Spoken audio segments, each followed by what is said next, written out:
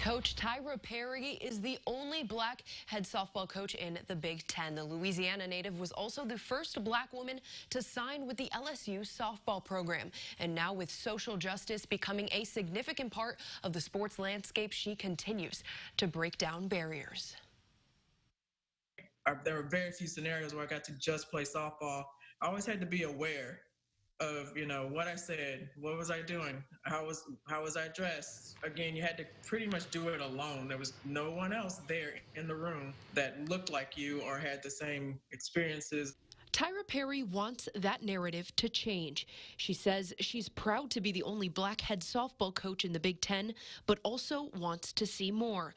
Across Division I softball, close to 90% of head coaches are white. Perry has been organizing a series of Zoom calls with coaches of color across the country. We get together and talk a lot of professional development so that when, Power 5 jobs, head jobs open up, that they have the skills that they need to become a viable candidate.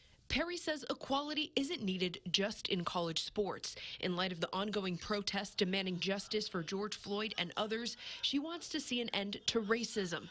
And it starts with having those conversations with her team.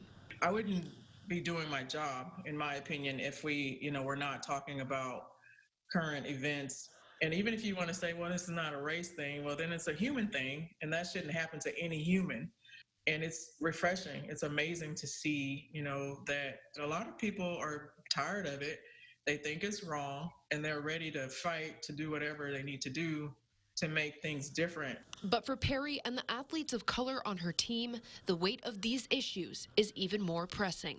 We have 5 young women of color on our team currently, and I, reached out to each one of them individually and just talked to them about, hey, are you okay? I don't have answers, but I'm here to listen. We don't get to not talk about what happened to George Floyd. It affects our lives in every single way.